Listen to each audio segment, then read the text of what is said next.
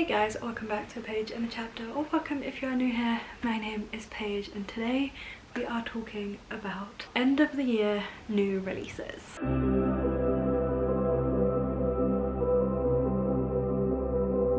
I just had to fix the setup a little bit.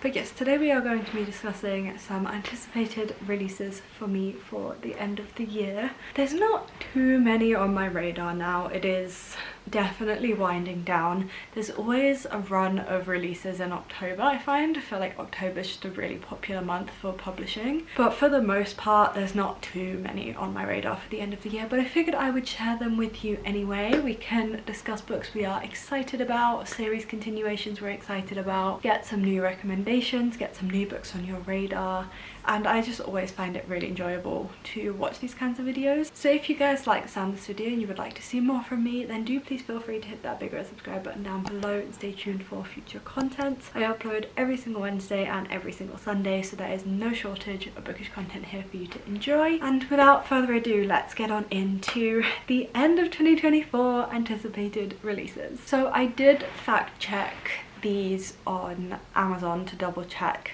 that I was right about when these are coming out. I think there are some differences between US and UK because I've seen some of these have multiple release dates and things like that, so bear in mind that I may be wrong about some of these, or that there just might be differences between countries for these, but I do believe that all of them should still be out before the end of the year. So starting with September, the first book coming out in September is so obviously gonna be on my radar, and that is Wild Eyes by Elsie Silver. This is book 2 in Elsie Silver's latest series, which is a name I can't remember, but the first book is called Wild Love. I will buy anything Elsie Silver puts out. Like, it's not even a case of knowing what these books are about anymore. This series that Elsie Silver is putting out right now is a series where all of the male main characters are single dads. I think essentially Elsie Silver saw how obsessed everybody was with Cade and Heartless and is now just doing a whole series of books like that, and you would think it would be boring or like cash grabby, but it's not. That Wild Love was honestly one of my favorite Elsie Silver books, one of the best that she's done. That was a brother's best friend trope, and that followed Ford Grant, who is Willa Grant's brother. So Willa Grant is in Heartless in the Chestnut Spring series, and so this new series kicked off with following her brother Ford Grant. And Wild Eyes follows our main character, who is a singer, like a famous singer, and she has had a run of bad press, and so she runs away to, I think it's called Rose Hill, to kind of hide from the media and her life, and ends up falling in love with a single dad and his 2 children, but her fame is still following her and she can't avoid it forever. I don't know for sure how I feel about this. I read so much fan fiction growing up that anytime I read anything that has a character that has any sort of fame or notoriety, I kind of feel like I'm reading fan fiction again. But that doesn't necessarily have to be a bad thing, and as I said, I will buy and read anything Elsie Silver puts out because she has not let me down yet. So I am highly anticipating the release of this one, and I cannot wait. And then the final September release on my radar is the 3rd Gilmore Girl by Kelly Bishop. Kelly Bishop played Emily Gilmore in Gilmore Girls, and this is her memoir. I love Lauren Graham's memoirs and books that she has put out about her time on Gilmore Girls, and I am very excited to read Kelly Bishop's story. I'm just willing to read or consume any kind of Gilmore Girls media. It is one of my favorite shows. I think the release of this book has been timed perfectly because it's just before autumn and everybody's going to be getting in an autumnal mood, and what better way to get in an autumnal mood than Gilmore Girls, so you're gonna then want to pick up this book. So this book isn't solely about Gilmore Girls, it is a memoir about Kelly Bishop's entire career, but it obviously does delve into Gilmore Girls, and I am just really excited for any more little tidbits about the show that I can get. Lauren Graham's Talking as Fast as I Can is one of my favorite audiobooks to listen to, and anytime I'm having a bad day I will put that audiobook on and just have Lorelai Gilmore talking to me about one of my favorite little towns. So I am very excited to get my hands on this book. And then we move into October, where, as I said, there are plenty more releases. So the first one is a romantasy that is on my radar, and that is The Kiss of the Nightingale. This is set in an alternative historical Paris, and this is a romantasy novel that is kind of centered around a heist and stealing a jewel. I recently read The Wren in the Holly Library, which is a romantasy heist novel as well, and I really enjoyed how the setup to the heist worked and the role that that had in the plot. So I kind of want to read some more of these, and this just seems right up my alley. Described as like Bridgerton meets Leigh Bardugo, but I feel like there isn't a single book on Goodreads that's a heist novel that isn't described as being similar to Leigh Bardugo. Like, apparently Leigh Bardugo is just synonymous with heist, so I don't know how accurate that actually is, and then is it Bridgerton or is it just historical? So I feel very skeptical about the fact that this book has been compared to those two series, but technically on Goodreads that is how it is recommended. I essentially just want to give this a go.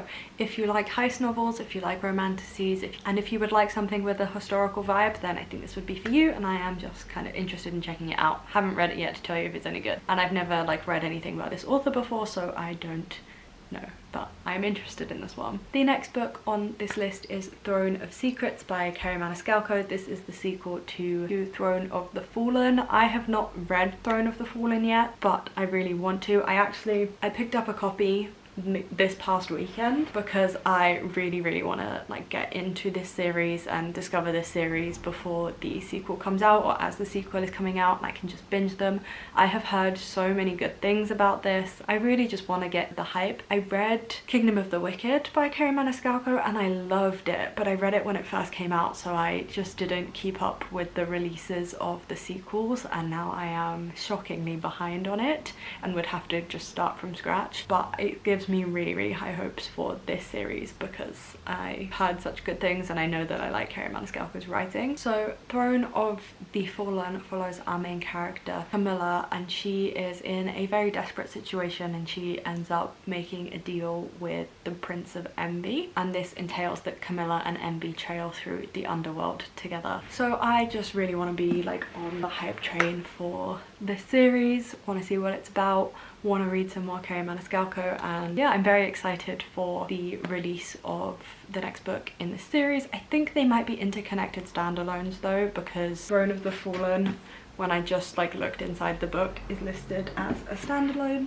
so I think it's an interconnected standalones kind of thing, but that doesn't scare me or put me off. It just actually makes me even more eager to read this series. This one sounds so cute, and I am so excited about this one, and that is The Wedding Witch by Erin Sterling. This is part of the kind of X-Hex series, and the X-Hex and the Kiss Curse are not like my favorite rom-coms of all time by any means, but they do the small town Halloween vibes so well that I have to pick them up like every October. Like, no matter what, like if you really want a town that feels like Halloween Town from the Disney movie, that's the exact feeling that I get when I go into these Erin Sterling novels. But what is interesting about this third one is that this third one is like Christmas vibes and not Halloween vibes. So it's coming out in October. I might still read it for the small town cozies in October,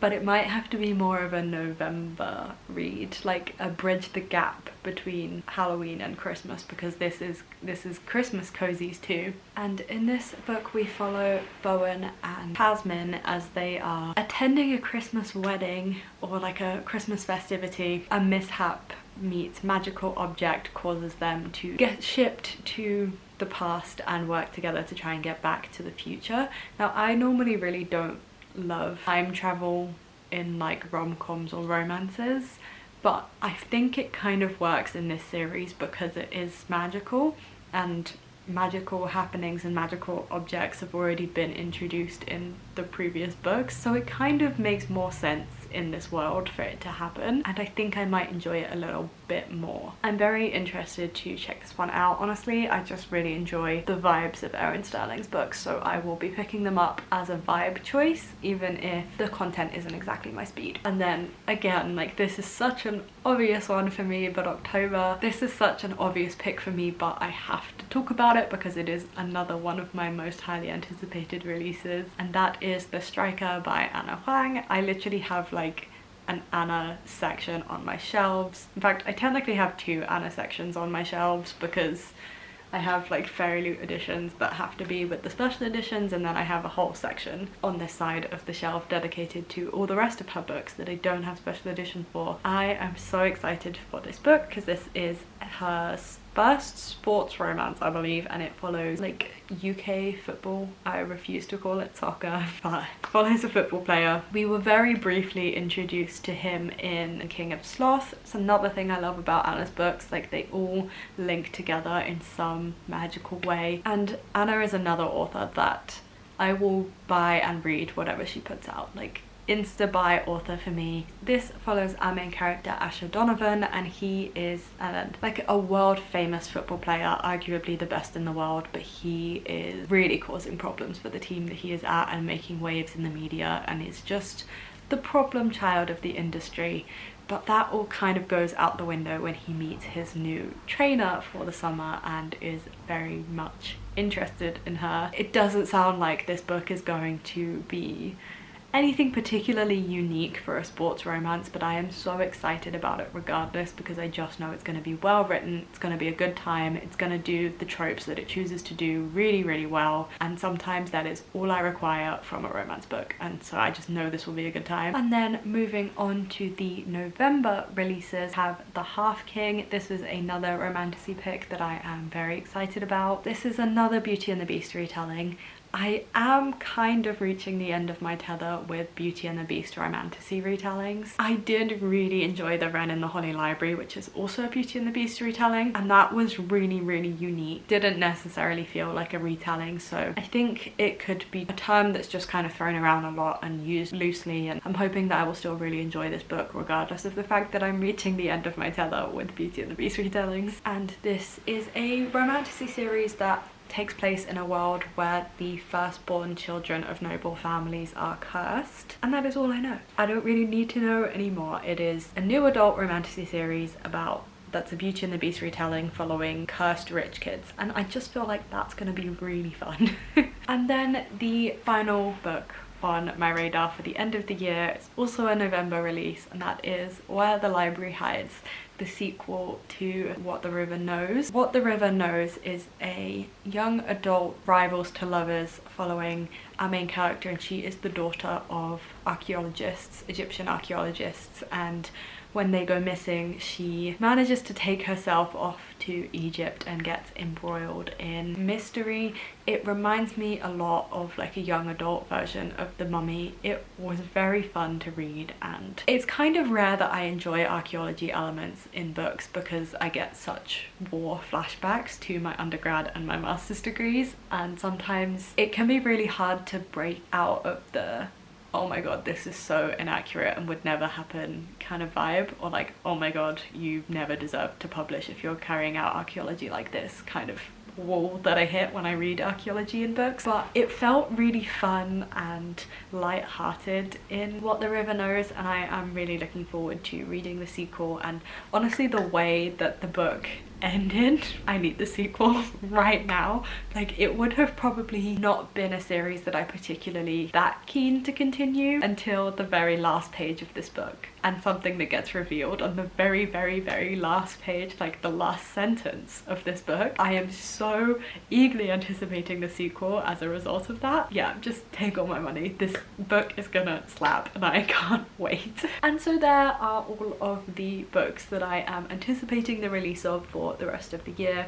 As I said, this is quite a short list. I feel like there's not too many books coming out now. I'm not the biggest like anticipator of books. I have to really be interested in a book for it to be like on my radar and for me to be thinking about it and aware of it before it coming out. My anticipated releases are always fairly short anyway, and there's not too many months left of the year, and that is, it should be scary, but we're getting into my favorite part of the year now, which is just the festivities, when like the atmosphere of just the world feels nice because everybody is just feeling like festive in some capacity. I'm very much looking forward to reading books that suit the time of year. It's one of my favorite things to do, so I am very excited for the rest of the year, what's left of it, and the books that are going to be coming out in that time period. Some of my most anticipated releases are still yet to come. So if you guys enjoyed this video and you would like to see more from me, then do please feel free to hit that big red subscribe button down below and stay tuned for future content.